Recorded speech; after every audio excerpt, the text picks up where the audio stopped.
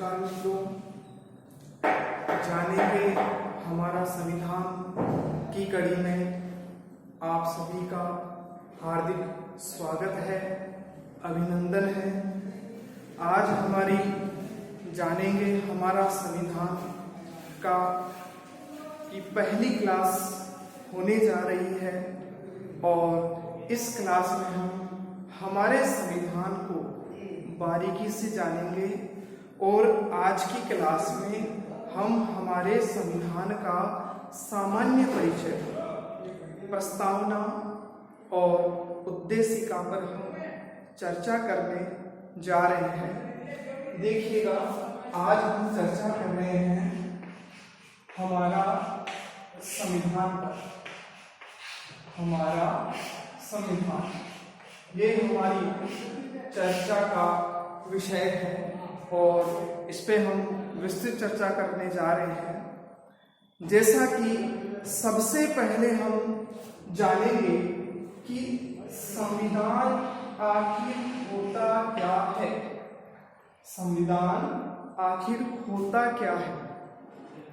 तो देखिए, संक्षिप्त में कहूं तो सर्वोच्च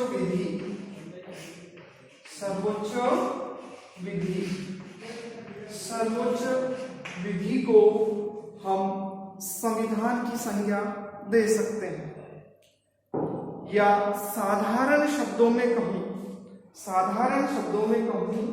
तो नियमों और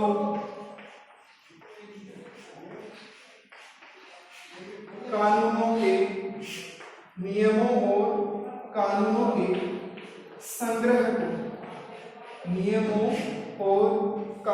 के संग्रह को हम संविधान कह सकते हैं। और एक परिभाषा में यदि हम संविधान को बांधे तो कहा जा सकता है ऐसे नियमों और कानूनों का संग्रह जिसके माध्यम से शासन व्यवस्था का संचालन किया जा सके। दोबारा से रिपीट करता हूं, ऐसे नियमों और कानूनों के संग्रह को संविधान कहा जा सकता है जिसके माध्यम से शासन व्यवस्था का संचालन किया जा सके। देखिएगा कि राजनीति विज्ञान के जनक है अरस्तु, और अरस्तु ने संविधान की बहुत ही सुंदर और अच्छी परिभाषा दी है। संविधान केवल दफ्तरों की व्यवस्था नहीं है। संविधान केवल दफ्तरों की व्यवस्था नहीं है, अपितु यह जीवन शैली भी है। तो इस प्रकार हमने सर्वप्रथम संविधान का अर्थ और उसकी परिभाषा को हमने समझा।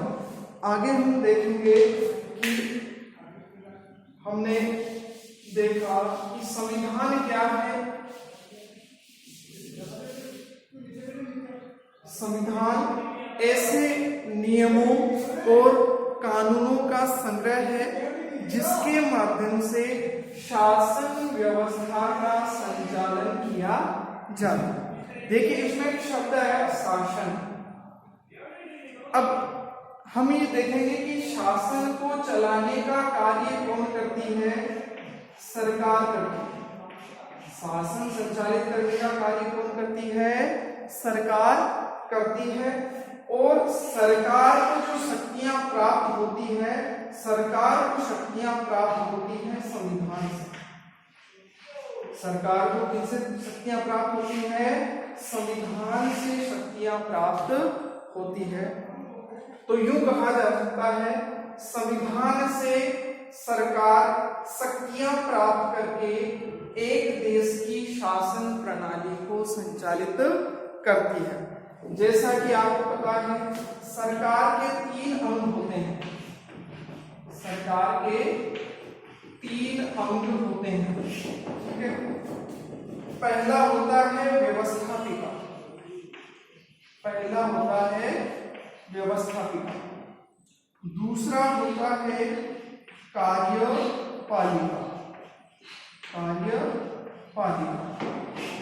तीसरा होता है न्यायपालिका, तीसरा होता है न्यायपालिका।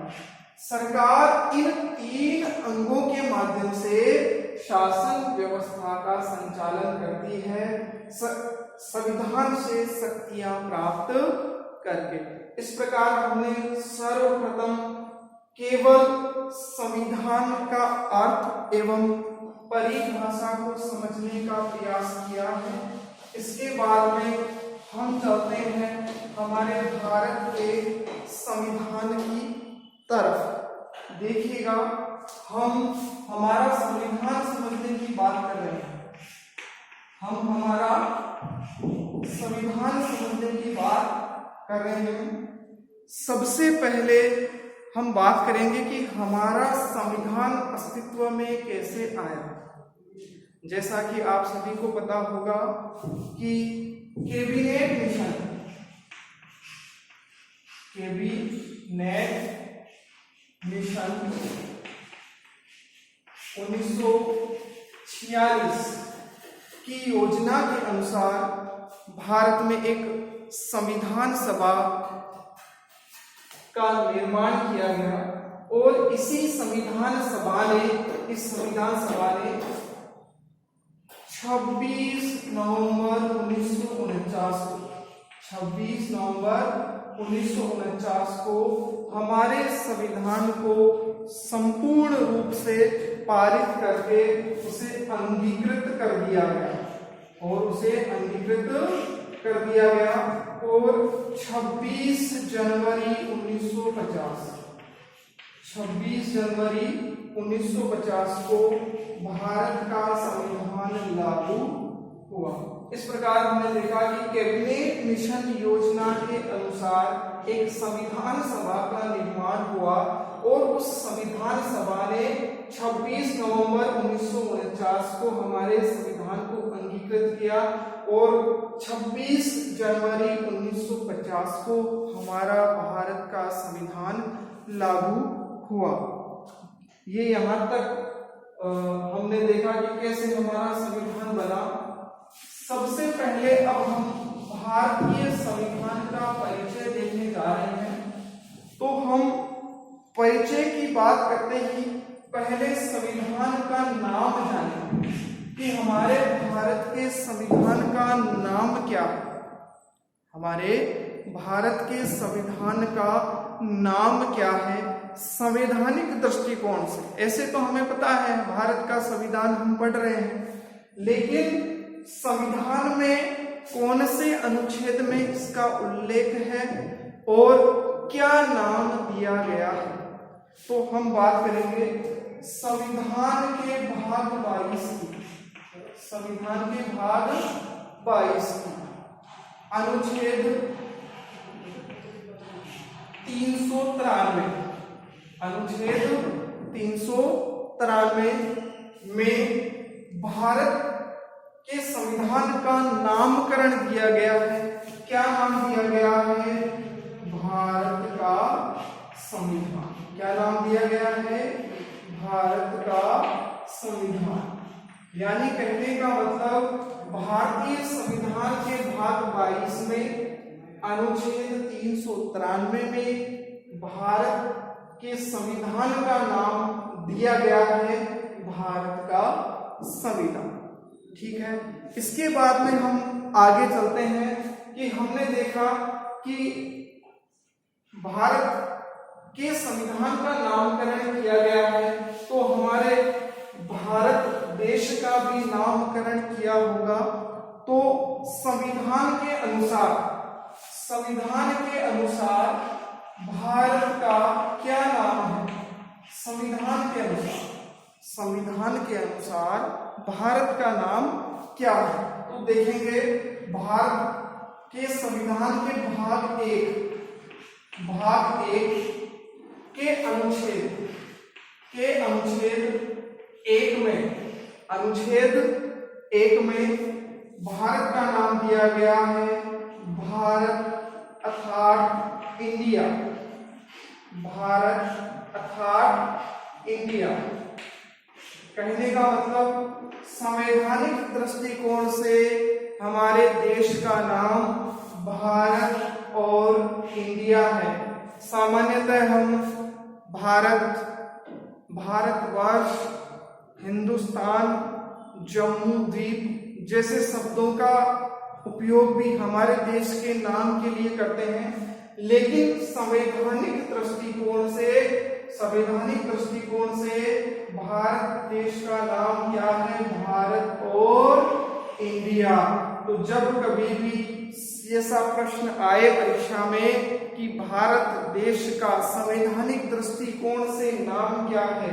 भारत अर्थात इंडिया, ये दो ही होंगे। इसके अलावा जो भी शब्द होंगे, भारतवर्ष है, हिंदुस्तान है, ये सब के सब गलत आंसर माने जाएंगे। हमें केवल भारत और इंडिया दो को ही सही मानना है, क्योंकि संविधान में इन्हीं का उल्लेख है। बाकी हम हमारी परंपराओं के कारण उन शब्दों का उपयोग करते हैं। ठीक है, इसी संविधान की श्रृंखला में हम आगे बढ़ते हैं। हमारे जो भारत का संविधान है, जो मूल संविधान है, ये हस्तलिखित है। मूल संविधान क्या है? हस्तलिखित है। और इसके लेखन का कार्य प्रेम श्याम बिहारी रायजादा ने किया। यानी हमारा जो मूल संविधान की जो प्रतियां हैं वो हस्तलिखित है, और इनको लिखने का काम किया है प्रेम श्याम बिहारी रायजादा। इसी के साथ हम इसमें जानेंगे जो संविधान बना है, लिखा गया है, उस संविधान में आप देखेंगे कि चित्रकारी की गई है। यह चित्रकारी नंदलाल बोस के द्वारा की गई है। ये ध्यान रखिएगा कि हमारे मूल संविधान को लिखा प्रेम श्याम बिहारी रायजादा ने, और संविधान की मूल प्रतियों पे चित्रकारी करने का श्रेय नंदलाल बोस को जाता है। ये संविधान का हमारा सामान्य परिचय है। आगे बढ़ते हैं हम। देखिएगा, हमारा जो संविधान है, मूल संविधान है, इसमें एक प्रस्तावना है। मूल संविधान में एक प्रस्तावना है। 395 अनुच्छेद है। 395 अनुच्छेद है और 8 अनुसूचियां हैं। 8 अनुसूचियां हैं। ध्यान दीजिएगा मेरे शब्दों पे। मैंने कहा मूल रूप से एक प्रस्तावना है, 395 अनुच्छेद हैं, 8 अनुसूचियां हैं। लेकिन ये प्रश्न थोड़ा ऐसा है कि वर्तमान में कितनी अनुसूचियां हैं? तो वर्तमान में 12 अनुसूचियां हैं। मूल संविधान के बारे में पूछे तो 8 अनुसूचियां हैं, और वर्तमान में पूछे तो 12 अनुसूचियां हैं। ठीक है, अनुच्छेद 395 ही रहेंगे। कई पुस्तकों में 475 मिलेंगे, 444 भी मिलेंगे, लेकिन मैं आपको बता दूं संविधान में आज भी यह संख्या 395 है। इसमें कोई भी फेर बदल नहीं किया गया है। इसलिए आपके जब भी प्रश्न आए तो आपको अनुच्छेद 395 ही राइट आंसर करना है। इसके अलावा आपको किधर नहीं जाना। देखिएगा, अब हम बात करेंगे संविधान के जो प्रस्तावना है, हम प्रस्तावना के बारे में अब यहाँ हम चर्चा करेंगे। देखिएगा, सबसे पहले हमारे भारतीय संविधान में एक सुंदर सी प्रस्तावना दी गई है। इस प्रस्तावना का उद्देश्य है संविधान के स्रोतों को समझाना, सरकार की प्रकृति को समझाना, संविधान के उद्देश्यों को परिभाषित करना। दूसरे तरीके से कहूं तो संविधान निर्माताओं की आकांक्षाओं का घोषणा पत्र है ये प्रस्तावना। इस प्रस्तावना में कैसा होगा भारत की कल्पना दी गई है। ठीक है, देखिएगा, इस प्रस्तावना को हम एक दूसरे नाम से भी जानते हैं, जिसे उद्देशिका कहा जाता है, जिसे उद्देशिका कहा जाता है। तो सबसे पहले हम प्रस्तावना पर चर्चा करने से पहले इसके आधार की बात करेंगे। सबसे पहले इसके आधार की बात करेंगे।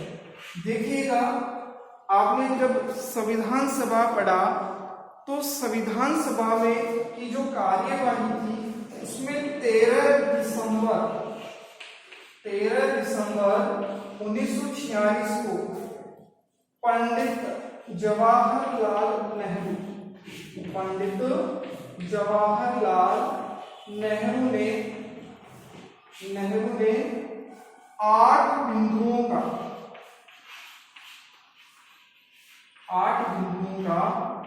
उद्देश्य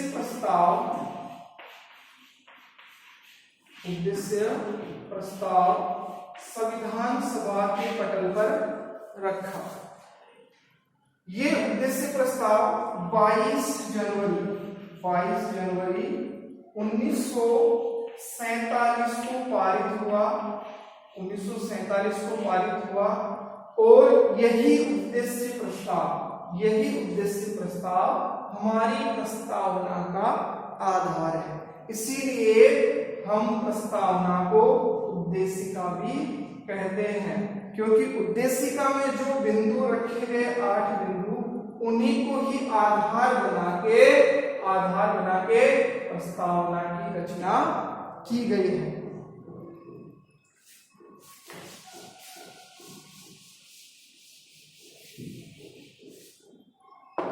अब बात करते हैं प्रस्तावना की भाषा। सामान्यतः प्रश्न आता है कि प्रस्तावना की भाषा कहां से ली गई है, और आजकल एक नया प्रश्न ट्रेंड में आया है, संविधान की भावना। तो दोनों में अंतर समझे। प्रस्तावना की जो भाषा है वो ऑस्ट्रेलिया से ली गई है। कहां से ली गई है? ऑस्ट्रेलिया से ली गई है। जबकि संविधान की भावना कहां से ली गई है? संविधान की भावना ली गई है संयुक्त राज्य अमेरिका से। दोनों में अंतर जरूर ध्यान रखिएगा। भाषा, हम भारत के लोग भारत को एक संपूर्ण प्रभुत्व संपन्न, तो ये भाषा कहां से ली गई है? ऑस्ट्रेलिया से ली गई है। जबकि भावना कहां से ली गई है? अमेरिका से ली गई है। देखिएगा, सामान्यतः हम प्रस्तावना को पढ़ते हैं, हम भारत के लोग भारत को एक संपूर्ण प्रभुत्व संपन्न, ये इन शब्दों के साथ हम प्रस्तावना को सुनते हैं। लेकिन प्रस्तावना में लिखा गया एक एक शब्द सारपूर्ण है, सारपूर्ण है, और इनमें बड़ा ही सार छिपा हुआ है। यदि इनकी हम व्याख्या करें तो हमें आने वाली जो परीक्षा है, उन परीक्षाओं में उन प्रश्नों को आप आसानी से हल कर पाओगे। पहले सामान्यतः प्रस्तावना के 1-2 क्वेश्चन आते थे कि, लेकिन अब वो प्रश्न ट्रेंड में नहीं रहे।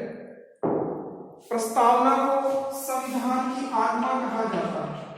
प्रस्तावना को संविधान की आत्मा कहा जाता है।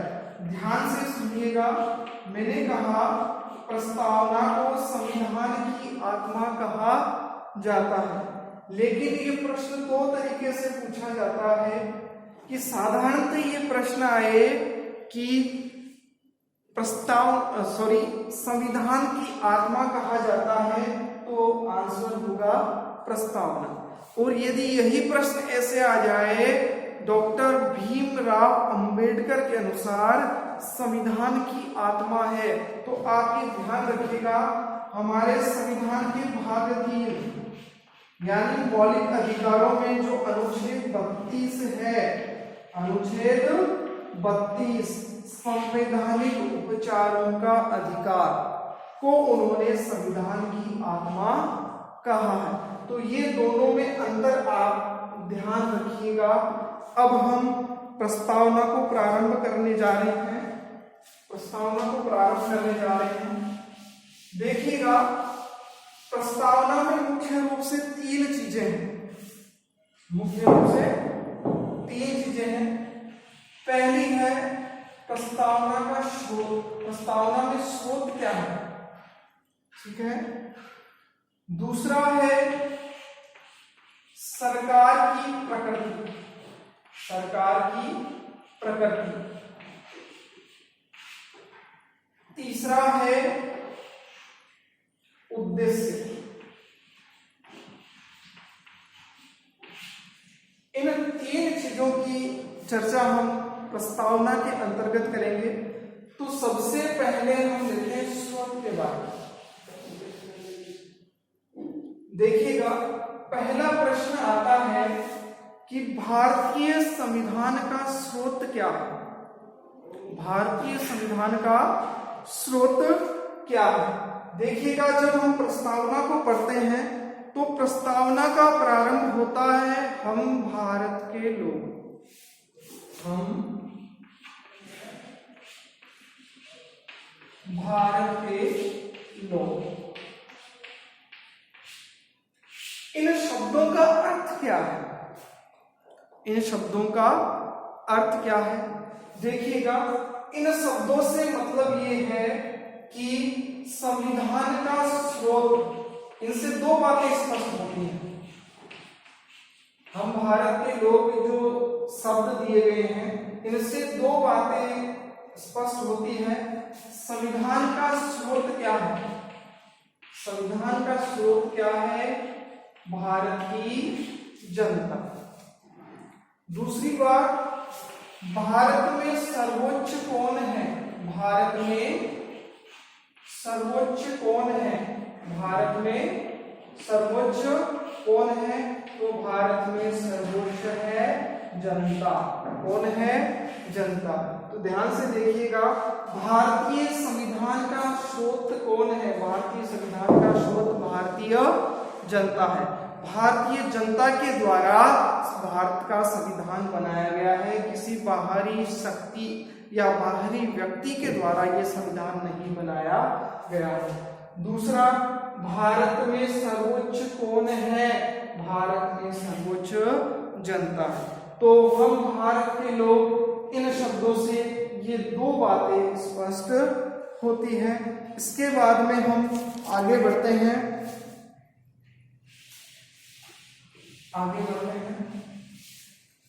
अब हम दूसरे बिंदु पे चर्चा करते हैं। दूसरे बिंदु पे चर्चा करते हैं सरकार की प्रकृति। सरकार की प्रकृति या कह सकते हैं स्वरूप। ठीक है, इसके बारे में हम चर्चा करेंगे। तो सबसे पहले हम, जैसे ही हमारी प्रस्तावना प्रारंभ होती है, हम भारत के लोग संपूर्ण प्रभुत्व संपन्न। ध्यान दीजिएगा एक शब्द है संपूर्ण प्रभुत्व संपन्न। ये शब्द प्रस्तावना में आया है। इस संपूर्ण प्रभुत्व संपन्न शब्द का अर्थ क्या है? देखिएगा, संपूर्ण प्रभुत्व संपन्न, इसका संबंध संप्रभुता से है। इसका मतलब संप्रभुता से है, संप्रभुता से है, जिसे आंग्ल भाषा में सॉवरेनिटी कहा जाता है। आंग्ल भाषा में सॉवरेनिटी कहा जाता है। संप्रभुता का मतलब होता है सर्वोच्च शक्ति। संप्रभुता का मतलब क्या है? सर्वोच्च शक्ति। दूसरे शब्दों में कहूं, निर्णय लेने की क्षमता। दूसरे शब्दों में कहूं, निर्णय लेने की क्षमता। निर्णय लेने की क्षमता को हम संप्रभुता कहते हैं। संप्रभुता दो प्रकार की होती है। संप्रभुता दो प्रकार की होती है। पहली संप्रभुता होती है आंतरिक संप्रभुता, आंतरिक संप्रभुता। दूसरी संप्रभुता होती है बाह्य संप्रभुता, बाह्य संप्रभुता। हमने देखा संप्रभुता क्या है? संप्रभुता सर्वोच्च शक्ति है, यानी निर्णय लेने की क्षमता को हम संप्रभुता कह सकते हैं। ये दो प्रकार की होती है, आंतरिक संप्रभुता और बाह्य संप्रभुता। देखिएगा, आंतरिक संप्रभुता से मतलब क्या है? जैसे शब्दों से स्पष्ट हो रहा है, आंतरिक मतलब अपने भारत देश के अंदर निर्णय लेने की क्षमता। यानी यूं कहें कि भारत अपने आंतरिक मामलों में निर्णय किसी भी शक्ति के या किसी भी व्यक्ति के दबाव में नहीं लेता। दूसरे शब्दों में कहूं, जैसे हमारे घर का उदाहरण लें, तो हमारे घर का जो आंतरिक मामला है, घर के जो अंदरूनी जो निर्णय हैं, जो घर के बड़ों के द्वारा लिए जाते हैं, यदि बड़े किसी के दबाव में न आकर स्वयं निर्णय लेते हैं, तो वो आंतरिक रूप से क्या है? संप्रभु है। तो भारत अपने आंतरिक मामलों में किसी भी देश या किसी दबाव में काम नहीं करता है और स्वतंत्र नीति का अनुसरण करता है। तो भारत आंतरिक रूप से क्या है? संप्रभु है। दूसरी बात करें हम बाह्य संप्रभुता की। बाह्य संप्रभुता क्या मतलब है कि अंतरराष्ट्रीय संबंधों से, विदेश नीति से इसका संबंध है। हम विदेशों से कैसे संबंध बनाएं, कैसे संबंध रखें और उनके बारे में निर्णय लेने की क्षमता। अंतरराष्ट्रीय स्तर के जो भी निर्णय लेने होते हैं, वो निर्णय लेने की क्षमता में भी भारत किसी भी दूसरी शक्ति या किसी देश के दबाव में काम नहीं करता है। तो भारत बाह्य संप्रभुता के अंतर्गत भी क्या है? संपूर्ण प्रभुत्व संपन्न है। वो किसी भी गुट, किसी भी दूसरी शक्ति या किसी दूसरे देश के दबाव में काम नहीं करता। तो आंतरिक संप्रभुता और बाह्य संप्रभुता दोनों मिला के भारत क्या है? संपूर्ण प्रभुत्व संपन्न देश है। भारत अपने आंतरिक और बाह्य दोनों मामलों में किसी भी दबाव में काम नहीं करता है, स्वतंत्र नीति का अनुसरण करता है। ठीक है। उसके बाद में देखिएगा एक दूसरा शब्द है। देखिएगा जो मैं शब्द लिख रहा हूं, प्रत्येक शब्द को बारीकी से समझिएगा, इनके अर्थों को समझने की कोशिश कीजिएगा। संपूर्ण प्रभुत्व संपन्न के बाद एक शब्द आता है समाजवादी। समाजवादी, ठीक है। देखिएगा जो भारत का मूल संविधान था, उसकी प्रस्तावना में ये समाजवादी शब्द नहीं था। इस समाजवादी शब्द को 42वें संविधान संशोधन 42वें संविधान संशोधन 1976 के द्वारा जोड़ा गया। जैसा कि कई बार प्रश्न आता है, प्रस्तावना में अब तक कितनी बार संविधान संशोधन हुए हैं, तो आप देखिएगा प्रस्तावना में केवल एक बार संविधान संशोधन हुआ है, 42वां संविधान संशोधन। कौन सा? 42वां संविधान संशोधन, जो इंदिरा गांधी के समय हुआ था। उस समय हमारी प्रधानमंत्री इंदिरा गांधी थी, तब ये संविधान संशोधन हुआ था। और इस संविधान संशोधन के द्वारा भारतीय संविधान की प्रस्तावना में 3 नए शब्द जोड़े गए: समाजवादी, धर्मनिरपेक्ष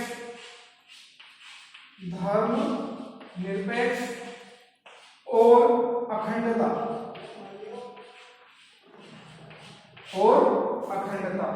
ध्यान दीजिएगा, 42वें संविधान संशोधन 1976 के द्वारा प्रस्तावना में 3 नए शब्द जोड़े गए: समाजवादी, धर्मनिरपेक्ष और अखंडता।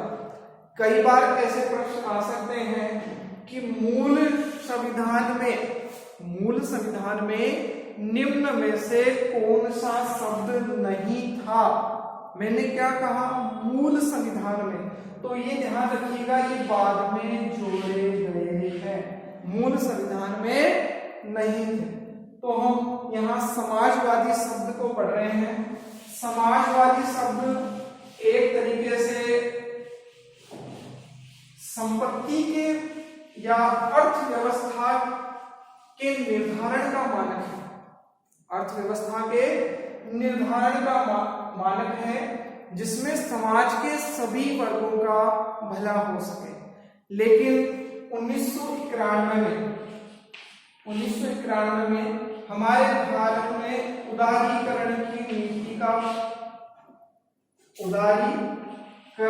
नीति को अपनाया गया। उदारीकरण की नीति अपनाने के बाद इस समाजवादी शब्द का अब कोई मतलब नहीं है। ठीक है, हमने समाजवादी शब्द का अर्थ देखा। अब समाजवादी शब्द के बाद में आता है धर्मनिरपेक्ष।